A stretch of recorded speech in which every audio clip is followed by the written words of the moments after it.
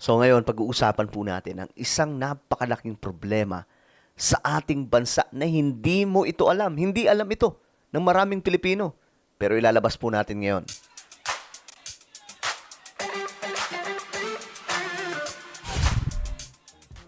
Hello, what's up guys? This is me. We are back dito sa ating YouTube channel. Kamusta po kayo? At ito nga po mga sangkay, pag-usapan po natin itong malaking problema sa ating bansa na ngayon marami sa mga kababayan po natin galit na. Anong problema ito? At anong sekreto ito? Malalaman nyo po ngayon mga sangkay. Anyway, bago tayo mag-umpisa, sa mga hindi po po dyan nakakapag-subscribe sa ating YouTube channel, makikita nyo po yung subscribe button sa baba ng video na to. I-click nyo lang po yung subscribe para lagi po kayong updated sa mga vlog po natin. Sa mga nanonood po sa Facebook, i-follow nyo po yung ating Facebook page. Okay, diretso po tayo. Kasi mga sangkay, ito yung problema sa ating bansa. Yung mababang pasweldo. Ngayon nga mga sangkay, galit na galit po yung marami. Marami po ang nag-post nito. Itong aumento dapat sa pasahod sa Metro Manila.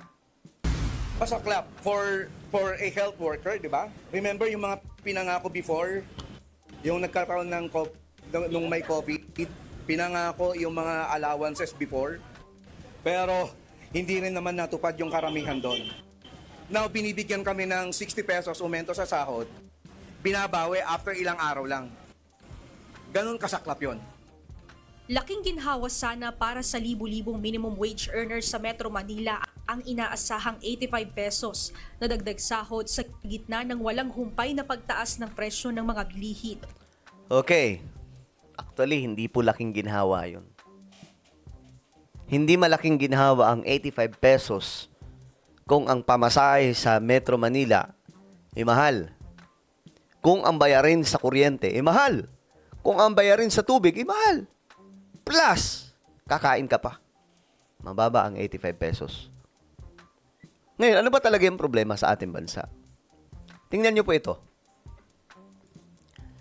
Minimum wage in Asian countries. Japan, 3,000 mahigit. Taiwan, minimum wage to ha. Taiwan, 2,000 mahigit. China, 1,000 mahigit. Singapore, 4,000. Grabe, Singapore. Malaysia, medyo mababa, pero mas mataas kumpara sa atin. Ngayon, ano ba problema sa Pilipinas? Alam niyo ang problema sa Pilipinas, kontrolado po tayo ng mga oligarko. Kontrolado nila yung mga negosyo, kontrolado po nila yung pasahod, at kahit gobyerno, nakukontrol din po nila. Ngayon, mga sangkay, ano ba talaga ang solution? At ano ba talaga yung problema? Ang problema sa atin, wala gaanong mga negosyanteng dayuhan na pumapasok sa Pilipinas, kaya kulang sa trabaho ang maraming Pilipino. Totoo yan, mga sangkay. Kulang na kulang ang trabaho.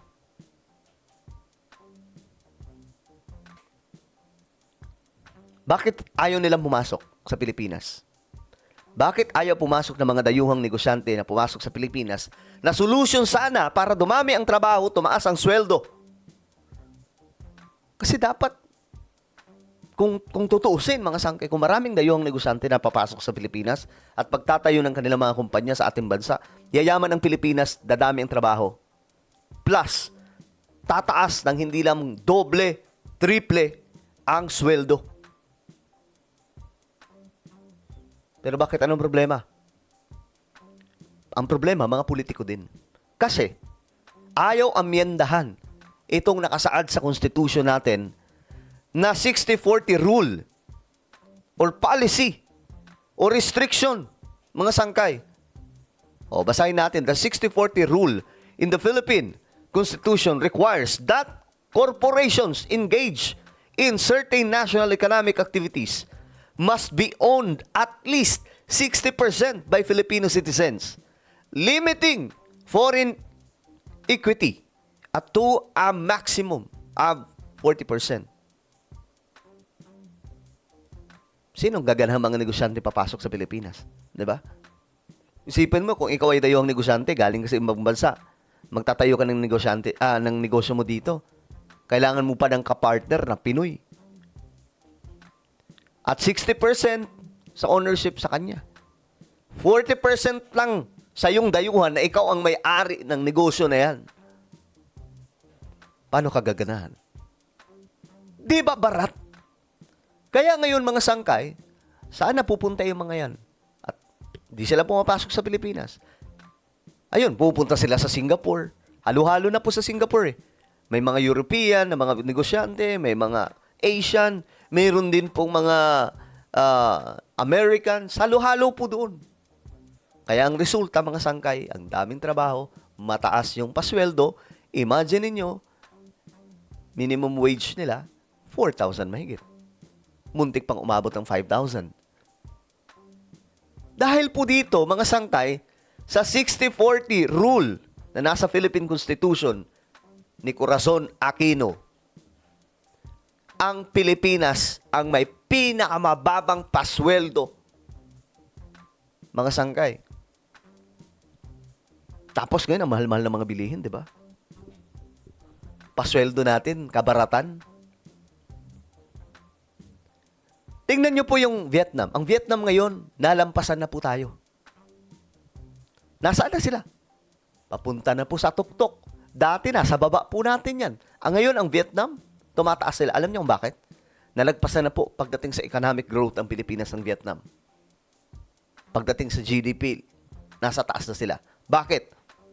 Kasi, basahin po ninyo, Vietnam allows 100% foreign ownership for most foreign direct investment. Kita nyo yan, mga sangkay? Ang galing-galing nila. Kaya ngayon, mga 5 years from now, ang Vietnam ay magiging isa na pong mayamang bansa. Dahil maraming pumapasok na mga dayuhan doon. Maraming negosyo na pumapasok, ibig sabihin, marami pong mga trabaho ang available. At kapag maraming available na trabaho, tumataas yung pasahod. Kasi nagkakaroon po ng competition. Ang mga negosyante. Isipin nyo kung papapasukin, kung ito, halimbawa na lang, kung itong 60-40 rule sa Philippine Constitution ay mawawala, gawin nilang 100% ownership, mga sangkay para sa mga dayuhang negosyante, alam niyo ang mangyayari dyan? Yung mga dayuhang negosyante, talagang lulusob yan sa Pilipinas kasi maganda ang Pilipinas, guys. Archipelago po tayo, maganda po ang pwesto ng ating bansa na paggigitnaan po ng dagat. Ngayon, mga sangkay, pag nilusob nila ang Pilipinas at magtayo sila ng mga negosyo nila dito, ano mangyayari? Unang resulta niyan, mga sangkay, dadami ang trabaho. Kahit tambay, magkakatrabaho. Kahit patulog-tulog lang, magkakatrabaho. Magkaka-interest siya na magkatrabaho. Maraming trabaho na available na hindi ganun kahihirap. Pangalawa, magkakaroon ng competition yan. Yung mga oligarko, magkakaroon na po sila ng kakompetensya na mahigpit. Kasi marami na. Halimbawa, sa electricity, ano ang mayroon sa Metro Manila? Sino lamang ang mayroon? Pagdating sa electric company, Meralco. Sino may-ari? Pangilinan. Pero mga sangkay, kung bukas ang ekonomiya natin at ginawang 100% ang ownership, alam nyo, yung mga dayuhan, magtatayo sila ng mga negosyo nila dito.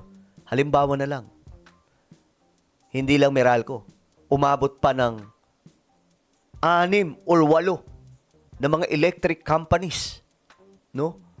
Ang dumayo sa Pilipinas para magpatayo ng kanilang magpatayo ng kumpanya na ganun, nagpapatakbo ng mga energy sources. Ngayon, ang mangyayari?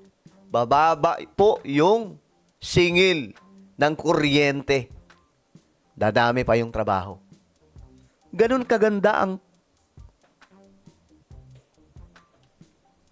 kompetensya pagdating sa negosyo. Kasi, ito po yung nagiging tulay o hagdan o rason para itong mga mayayaman na kumukontrol sa ating ekonomiya, sa pasahod, bumaba na rin po. At sasabihin na rin po nila na kami rin magtataas ng pasahod. Kasi no choice sila dyan eh. Papaano nila kukontrolin pa ang Pilipinas? Marami na mga negosyante. 'Di ba? At itong mga dayuhang negosyante, wala pong ibang gagawin yan kundi magnegosyo lang. Hindi sila manggogoyo sa atin. Di nila po tayo pagsasamantalahan. Magnenegosyo lang yan sila. Kasi dayuhan lang sila eh. So ang resulta niyan, may kompetensya na magaganap. May competition when it comes to business. Halimbawa, sa ano, 'di ba? Provider ng internet. Pag dumami po yung mga negosyante, pagdating po sa mga nagpo-provide ng internet or ano pa ba mga pupwede mga sangkay. Lahat ng negosyo, kapag may kompetensya, nagbababa po sila ng presyo. Baliban sa pagbababa ng presyo, dumadami yung trabaho. Maraming available na work, tapos nagtataas sila ng pasahod. Kasi mayroon pong labanan pagdating sa negosyo eh. 'Di ba? Pambihira. Yun ang problema sa Pilipinas. Pero ang solution, tanggalin itong 60-40. Lahat ng restriction, tanggalin. Para yung mga dayuhang negosyante pumunta sa Pilipinas at itong pinapanawagan, itong anak ng tokwang barya, 85 pesos na aumento pa sahod ay hindi po ganyan. Dapat dyan, aabot pa nga tayo siguro ng 3,000. Pwedeng umabot pa ng 3,000 ang minimum wage. 2,000, 4,000. 'Di ba? Kung sana lang, guys. Yung mga ang problema kasi natin, mga sangkay, itong mga mambabatas eh. Kung bubuksan lang sana nila, magkaroon ng charter change for economic, ayusin po yung sistema pagdating po sa ekonomiya natin. Buksan yung foreign direct investment sa mas maluwag, mga sangkay, nadaanan, di sana dadami yung trabaho sa atin. Tapos tataas yung sweldo. Baka nga itong minimum wage natin na 695, baka umabot pa ito ng 3,000. Pwede pang umabot ng 4,000 to 5,000. Depende sa dami ng mga negosyo at available na trabaho sa Pilipinas. 'Di ba? Well, ano po ang inyong opinion? Now you know. Ano, mananawagan na ba tayo ng economic chacha? Ay, nako po, ewan ko ba. Kasi ang mga senador, mga kongresista, wala eh. Kung bubuksan lang sana nila. No, kung bubuksan lang sana nila itong ating bansa sa mga dayuhang negosyante. Mayaman sana ang Pilipinas, mataas ang pasahod, maraming trabaho. Anong inyong opinion? Comment down below. Meron tayong YouTube channel. Ito po isang Revelation. Hanapin nyo po ito sa YouTube ngayon din. Kapag nakita nyo na, i-click nyo po yung subscribe, i-click ang bell, at i-click nyo po yung all. Ako na po ay magpapaalam. Mag-iingat pong lahat. God bless everyone.